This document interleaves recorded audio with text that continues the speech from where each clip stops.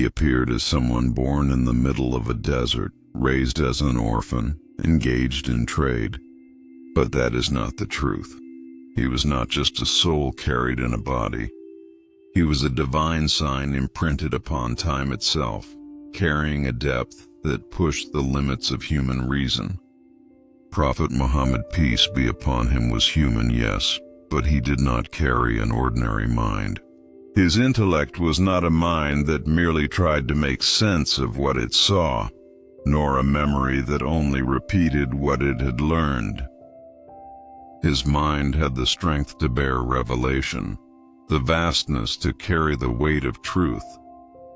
Ibn Arabi said everything was given to him, yet he never claimed anything as his own. For he was not chosen to possess, but to carry a trust. And that trust was not simply a book, a law, or a set of words. It was the opening of humanity to the deepest point it could reach in truth. You may think the paths he walked were only stony roads in Arabia. What if the roads he walked were not just paths of sand and stone, but timeless gateways through which all of humanity could step closer to divine truth? If these words move your heart like this message, share it with others seeking wisdom. Leave your reflections in the comments, and subscribe to continue exploring the profound insights of Ibn Arabi and the timeless light of the Prophet Hazrat Muhammad, peace be upon him. But those paths were passages carved into the conscience of humanity. His mind was not created merely to think. It was created to understand together with the heart. Revelation never descends upon a mind alone. It descends where the heart is present.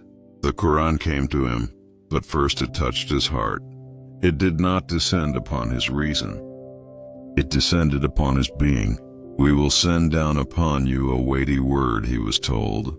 And he carried that weight not with rebellion, not with complaint, not with escape, but with surrender. Anyone who wishes to reach the limits of the intellect must first understand his surrender, because his mind was not trained to control everything. It was trained to entrust everything to Allah. The mind of Prophet Muhammad, peace be upon him, never sought credit for itself. It attributed all to Allah. That is why his mind could forgive his enemies, because forgiveness is not the act of reason but the movement of a heart guided by Allah's permission.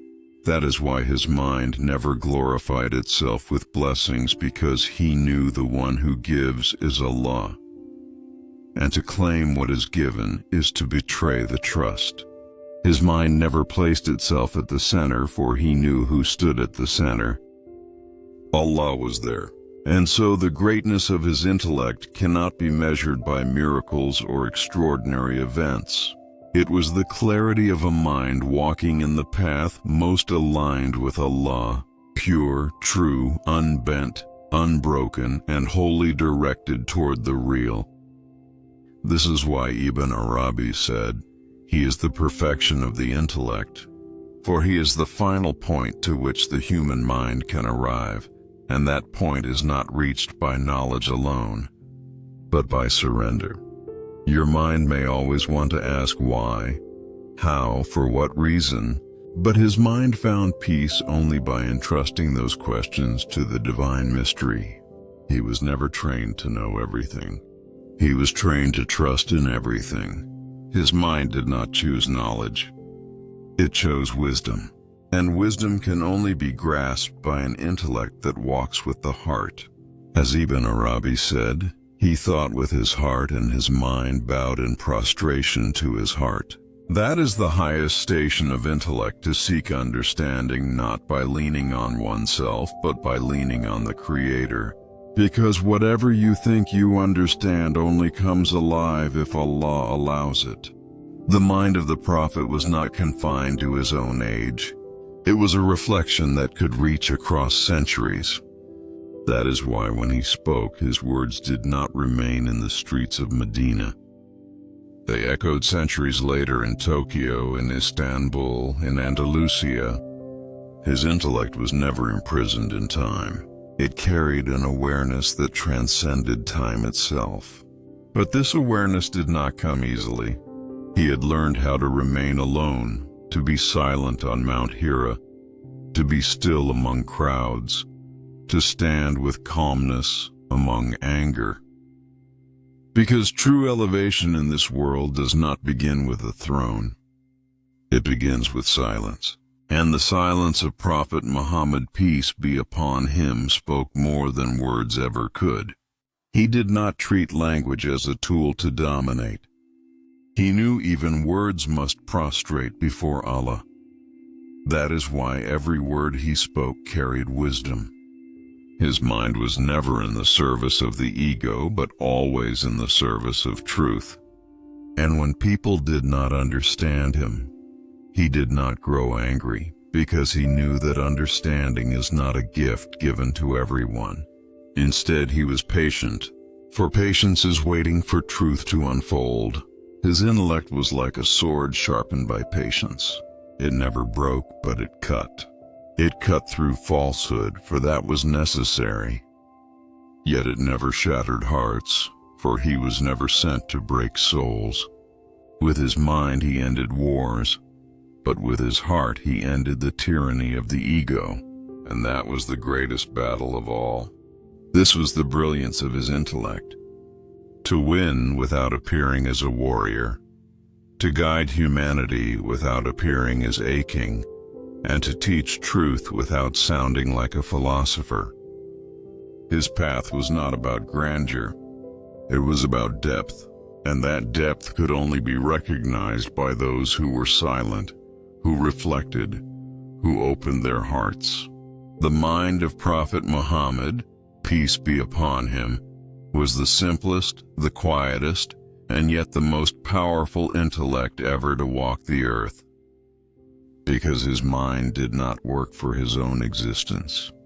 It worked to understand the will of Allah.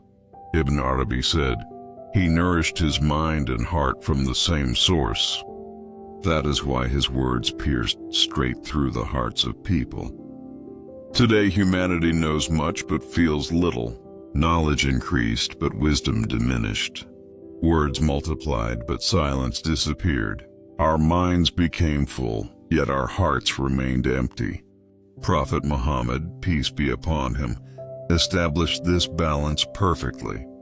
For his mind was not only focused on understanding, it was focused on giving meaning. His intellect did not seek to defeat others, but to reveal the truth. He did not argue. He simply pointed to the light of truth, and those whose hearts awakened would walk with him. That is why his intellect taught not by force but by attraction, not by threats but by wisdom. For he knew what opens a heart is never just a word, it is a state of being. And his state was not only a teaching for his own time but for all times until the end. As Rumi said, he was such an ocean that even a stone falling into it would be washed with mercy. Even those filled with hatred were transformed when they came into contact with his intellect. 'Cause his mind never saw enemies as enemies. He saw them as hearts that had not yet heard. Ibn Arabi wrote, he looked at every being with eyes that could see the divine secret within, and his gaze could humble without shaming and could overcome without crushing. Today, someone who has lost a friend, been defeated by an enemy, or feels utterly alone, if they encounter his intellect, they rise again. For his mind still speaks to the darkness of our age. It seeks a way out of the world that suffocates you. But that way out is not shown to your mind, it is shown to your heart. The intellect of Muhammad is not a light understood by those who say, I have become something. It is a light grasped only by those who say, I am nothing. And this is why his mind could not be contained in one era.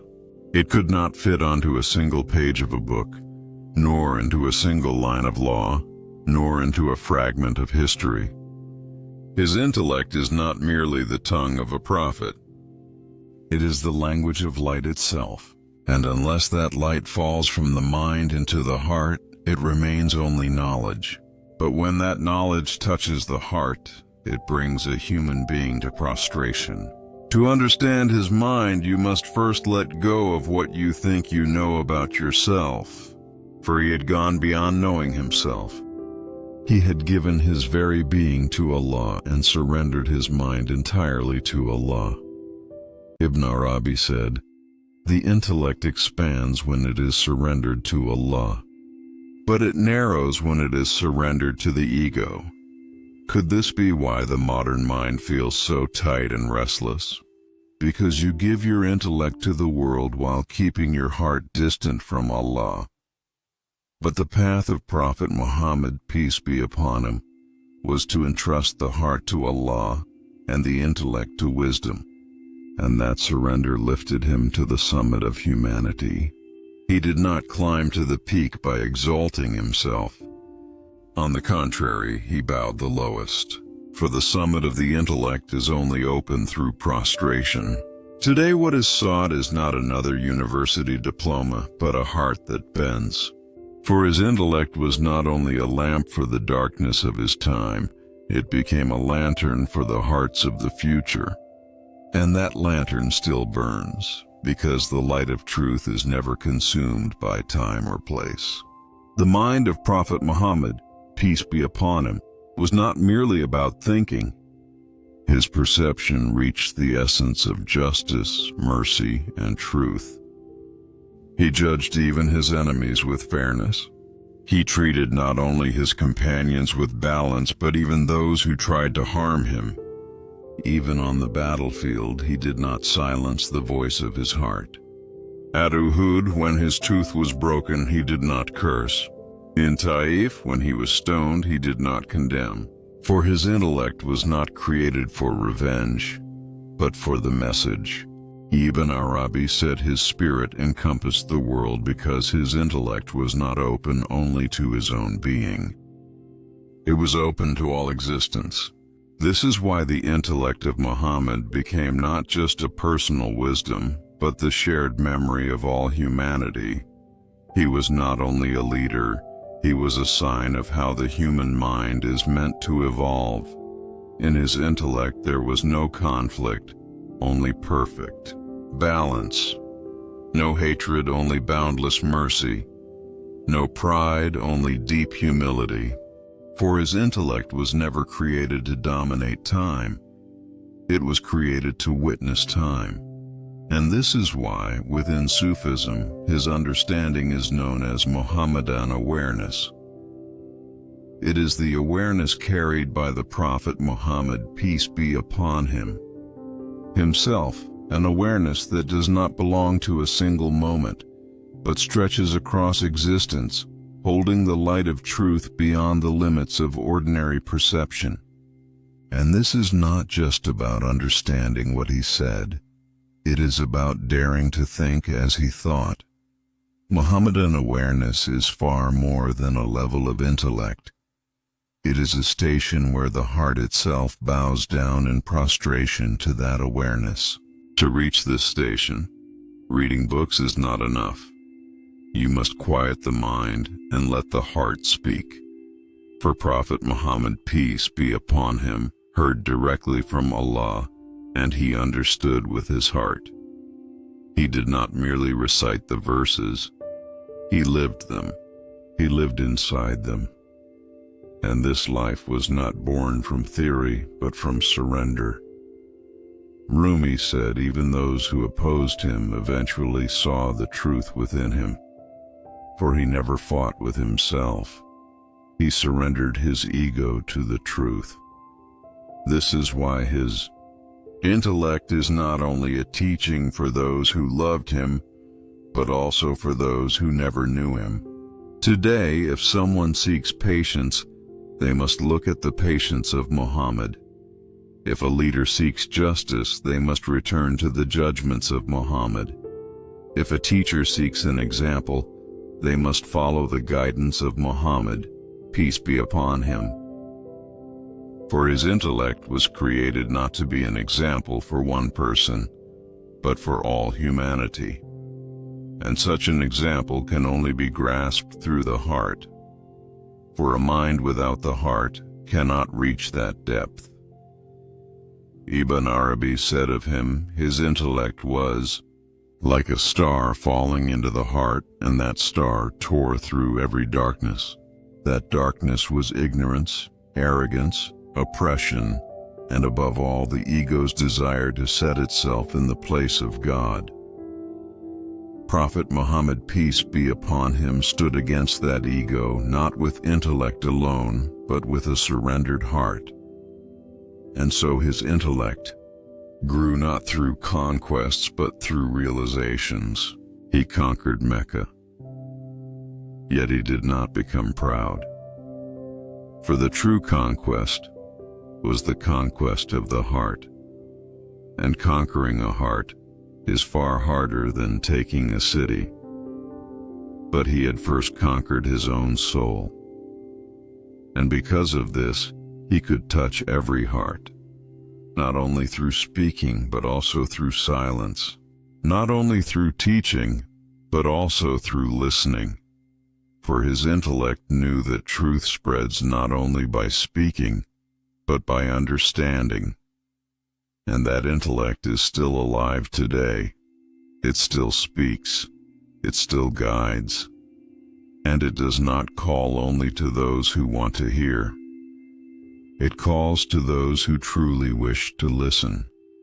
Can you hear that voice? It is not a noise, it is a call made to the heart. And those who respond to this call are called his community, not only by name, but by intellect, by spirit, by following his trace. Within this call, there is also a place for you. You too can think as he thought, understand as he understood, and walk as he walked. But to do so, you must first silence the noise in your mind, for his intellect was born in silence, and truth can only be heard by the one who comes to silence. Share your thoughts in the comments. Don't forget to like and subscribe if you want more hidden wisdom from masters like Al-Ghazali and Ibn Arabi.